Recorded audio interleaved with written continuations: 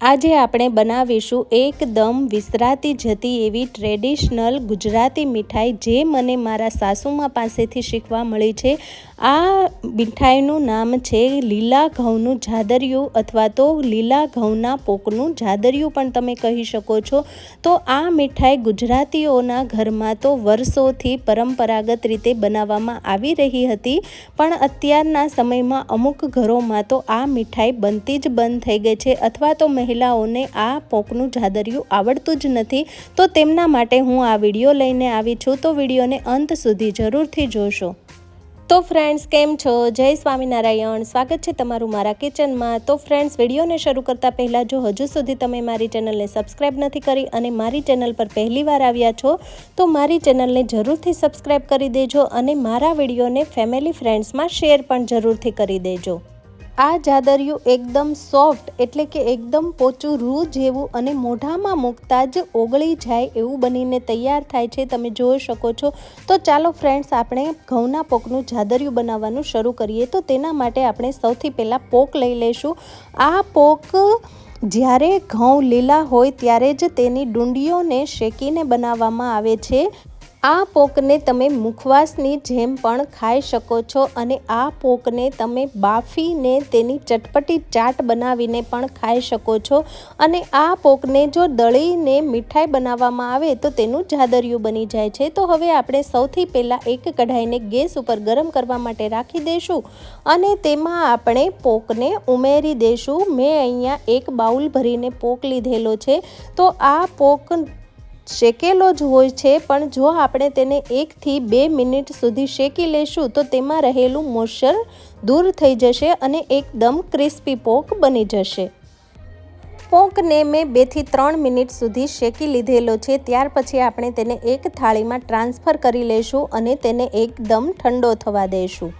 અને ઠંડો થઈ જાય ત્યાર પછી આપણે આવી રીતે એક મિક્સરનો જાર લઈ લઈશું અને તેમાં ઠંડા થયેલા બધા જ પોકને ઉમેરી દઈશું અને તેને પીસીને તેનો પાવડર બનાવી લઈશું। જો તમારી પાસે ઘરઘંટી હોય તો તમે તેમાં પણ દળીને તેનો પાવડર બનાવી શકો છો। આપણે જેવો ભાખરીનો લોટ હોય છે તેવો જ આપણે કરકરો લોટ દળવાનો છે, આપણે વધારે ઝીણો લોટ નથી દળવાનો। તો હવે આપણે પોકના લોટને આવી રીતે ચાળી લેશું, જેથી કરીને જે કંઈ પણ મોટી કણીઓ રહી હોય તે અલગ થઈ જાય। તો તમે જોઈ શકો છો કે આ પાવડરમાં આવી રીતે મોટી કણીઓ રહી ગઈ છે, તો તેને આપણે ફરી પાછી મિક્સરના જારમાં ઉમેરી દઈશું અને તેને ફરી પાછી દળી લઈશું, તો તે સરસ રીતે દળાઈ જશે। મેં ફરી પાછી દળી લીધેલી છે અને તેને આપણે ફરી પાછું ચાળી લઈશું, તો આપણને સરસ એવો કરકરો લોટ મળી જશે। તો ફ્રેન્ડ્સ, તમે જોઈ શકો છો કે જેવો ભાખરીનો લોટ હોય તેવો આપણો પોકનો લોટ દળાઈને તૈયાર થઈ ગયો છે। તો હવે મેં અહીંયા એક બાઉલ લઈ લીધેલું છે, તેમાં આપણે 2 કપ જેટલો આ પોકનો લોટ ઉમેરી દઈશું અને તેમાં 1.4 કપ જેટલું ગરમ હુંફાળું દૂધ ઉમેરી દઈશું। 1.4 કપ જેટલું આપણે તેમાં શીંગ તેલ ઉમેરી દઈશું અને 1.4 કપ જેટલું આપણે તેમાં દેશી ઘી ઉમેરી દઈશું, અને આપણે સરસ રીતે આવી રીતે મસળતા જઈશું અને તેનું મોણ આપી દઈશું। મોણ આપતી વખતે શીંગ તેલ ઉમેરવાથી આ પોકનું જાદરિયું એકદમ સોફ્ટ અને મોઢામાં મૂકતા જ પીગળી જાય તેવું બનીને તૈયાર થાય છે। તો આપણે હાથની મદદથી આવી રીતે ઘસી લઈશું અને ઘઉંના કણે કણમાં સરસ રીતે મોણ આપી દઈશું। તમે જે રીતે વિડીયોમાં જોઈ રહ્યા છો તેવી જ રીતે આપણે હાથની મદદથી એકદમ સરસ રીતે લોટને ઘસી લેવાનો છે અને તેને મોણ આપી દેવાનું છે।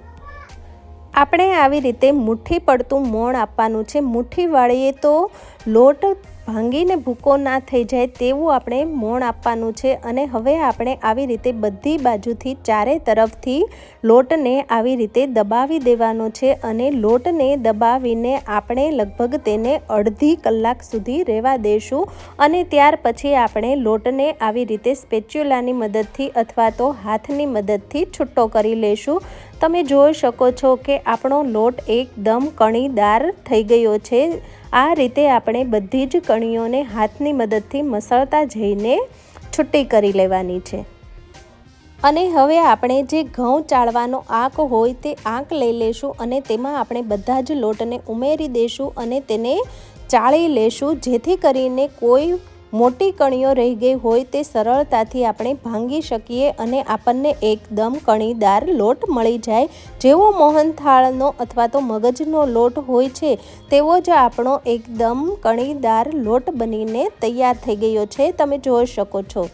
હવે આપણે એક કઢાઈને ગેસ ઉપર ગરમ કરવા માટે રાખી દઈશું અને તેમાં આપણે 1 કપ જેટલો ગોળ ઉમેરી દઈશું। આપણે અહીંયા 2 કપ જેટલો ઘઉંનો લોટ લીધેલો છે, તો સાથે આપણે 1 કપ જેટલો ગોળ ઉમેરીશું અને તેટલા જ પ્રમાણમાં આપણે ઘી ઉમેરીશું। ઘી પણ આપણે 1 કપ જેટલું જ લેવાનું છે, પણ મેં અહીંયા થીણું ઘી લીધેલું છે એટલે મેં અહીંયા પોણો કપ લીધેલું છે। જો ઓગળશે એટલે 1 કપ જેટલું થઈ જશે અને સાથે જ મેં અહીંયા 1.4 કપ જેટલું શીંગ તેલ લઈ લીધેલું છે।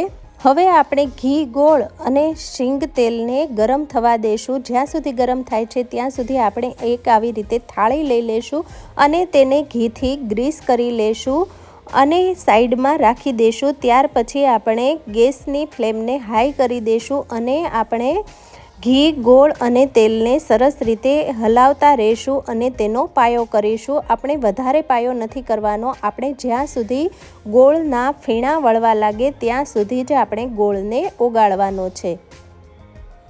અને ફ્રેન્ડ્સ, હવે તમે જોઈ શકો છો કે ગોળમાં સરસ ફીણા વળવા લાગ્યા છે, તો હવે આ સ્ટેજ પર હું તેમાં 1 ચપટી જેટલો લીલો ખાવાનો કલર ઉમેરી રહી છું, જે ટોટલી ઓપ્શનલ છે। તમે ચાહો તો ઉમેરી શકો છો અને ના ચાહો તો સ્કીપ કરી શકો છો। તેને સરસ રીતે હલાવીને ગોળમાં મિક્સ કરી લેશું અને ત્યાર પછી આપણે જે મોણ દઈને લોટ રાખેલો છે ઘઉંના પોકનો, તે બધો જ લોટ આપણે એકસાથે ઉમેરી દઈશું અને સરસ રીતે હલાવીને લોટ અને ગોળને મિક્સ કરી લેશું।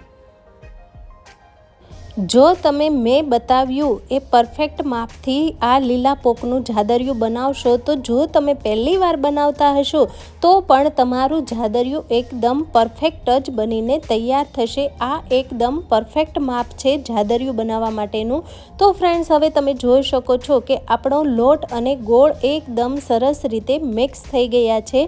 તો હવે આપણે જે થાળીને ગ્રીસ કરીને રાખેલી હતી ઘીથી, તે થાળીમાં આપણે આ બધા જ લોટ અને ગોળના મિશ્રણને ઉમેરી દઈશું, તમે જે રીતે વિડીયોમાં જોઈ રહ્યા છો। તો હવે આપણે તવેથાની મદદથી આખી થાળીમાં આ બધા જ મિશ્રણને આવી રીતે દબાવતા જઈશું અને આખી થાળીમાં ફેલાવી લઈશું।